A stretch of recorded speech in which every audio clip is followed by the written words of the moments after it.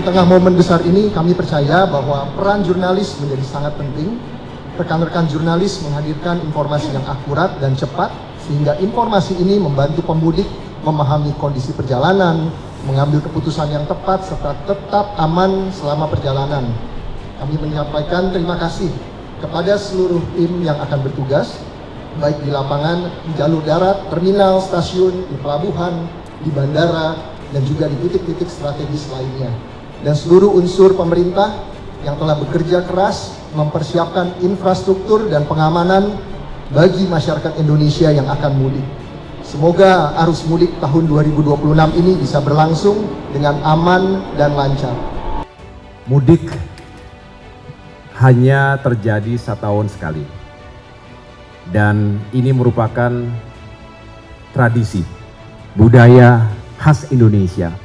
Bukan sekedar kita mengatur perjalanan atau lalu lintas, tapi ini juga ada perjalanan hati, perjalanan harapan untuk bertemu dengan sanak saudara, keluarga tercinta di kampung halaman setelah kurang lebih 1 tahun tidak bertemu dan merayakan Idul Fitri bersama-sama.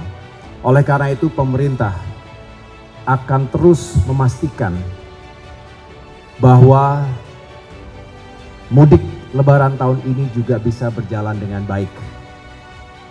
Bahwa Presiden Prabowo Subianto juga terus menekankan pentingnya kita semua merencanakan dan mengelola arus mudik dan juga arus balik dengan aman, lancar, nyaman, dan sekali lagi mengutamakan keselamatan bagi semua.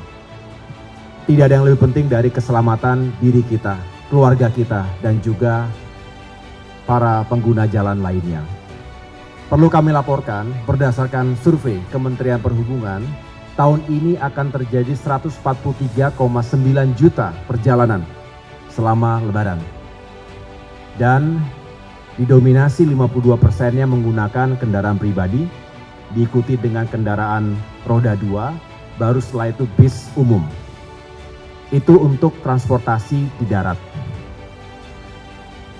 Artinya, perlu dipastikan bahwa prasarana jalan, apakah itu jalan tol, jalan non-tol, utama maupun arteri menuju berbagai daerah. Sebagai daerah asal paling banyak dari Jawa Barat dan Jabodetabek, sebagai daerah tujuan paling banyak adalah Jawa Tengah dan Jawa Timur. Sehingga kita pastikan Trans Jawa jalan-jalannya dalam kondisi yang prima. Itulah mengapa kami di Kementerian Koordinator Bidang Infrastruktur dan Pembangunan Kewilayahan mengkoordinasikan Kementerian Pekerjaan Umum untuk bekerja bersama Jasa Marga tentunya memastikan jalan-jalan tersebut dalam kondisi yang baik. Kita memiliki DRU, Disaster Relief Unit, yang siap untuk dikerahkan dengan alat-alat beratnya, dengan materialnya untuk memperbaiki jalan-jalan yang rusak. Di samping itu tentu bukan hanya di darat, kita tahu bahwa masyarakat akan menggunakan kereta. Oleh karena itu kita juga pastikan prasarananya siap untuk digunakan, begitu pula untuk transportasi laut, antar pulau dan juga penyeberangan dan penerbangan. Kementerian Perhubungan dalam hal ini juga memastikan terminal, stasiun, pelabuhan, dan bandara kita siap.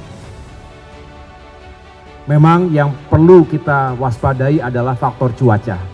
Bisa menghambat perjalanan dan juga bisa membahayakan. Oleh karena itu kami juga terus monitor dan bersama seluruh stakeholders lainnya, terutama Korlantas Polri, dalam hal ini kita ingin memastikan titik-titik rawan termasuk bottlenecks yang selama ini terjadi di sana-sini itu bisa diurai. Ada rest area, ada buffer zone yang juga sudah dipersiapkan dengan baik. Pos-pos pengaman Polri, pos-pos kesehatan juga tergelar sepanjang rute mudik. Terkait penyeberangan yang paling padat tentunya di Merak Bakauheni, dan untuk daerah-daerah lainnya di luar Jawa juga kita pastikan mereka siap menerima para pemudik dari Jawa. Jadi dua hal itu menjadi sangat penting. Kami mengucapkan terima kasih kepada KG Media Kompas Group ini, baik Kompas TV, Kompas.com, Kompas Harian, juga Tribun News Network yang telah berupaya dan setiap tahun tidak pernah absen. Bahkan tadi saya lihat membuat peta jalur mudik yang setiap saat juga digunakan dengan baik. Ini menurut saya penting sekali, walaupun sekarang serba digital. Justru kita kadang-kadang ringkes kalau punya satu peta yang bisa digelar setiap saat. Saya akhirnya ingin menyampaikan juga bahwa pemerintah juga berupaya untuk mengurangi biaya perjalanan dengan mengurangi tarif atau memberikan diskon tarif jalan tol di hari-hari yang sudah ditetapkan, kemudian juga 30% diskon untuk kereta, kapal, dan untuk pesawat 17 hingga 18% domestik ekonomi. Mudah-mudahan dengan ini bisa lebih terjangkau bagi masyarakat, meringankan, dan dengan demikian tetap banyak yang melakukan perjalanan untuk bisa menggerakkan ekonomi daerah dan juga pariwisata. Saya rasa itu yang dapat saya sampaikan. Sekali lagi terima kasih kepada KG Media, kepada Kompas Group yang telah menyiapkan tim Mudik Gesit ini. Akhirnya saya mengucapkan selamat mudik kepada masyarakat sekalian. Sekali lagi nomor satu adalah keselamatan. Jaga diri baik-baik. Kalau lelah berhenti sejenak, recharge lagi, kemudian baru melanjutkan perjalanan. Dan terima kasih pula kepada para petugas di lapangan. Tepuk tangan kepada para petugas Polri kita. Tepuk tangan kepada para pengemudi bis kita. Terima kasih kepada para masinis, para nahkoda, para pilot. Di tangan mereka keselamatan kita juga dijaga.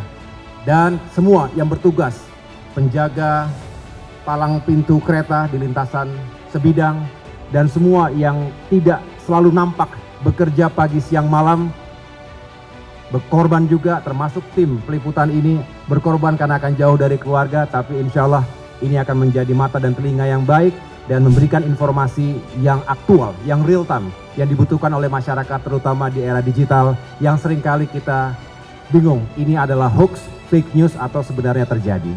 Sukses untuk KG Media, sukses untuk Kompas dan untuk teman-teman yang bekerja hari ini.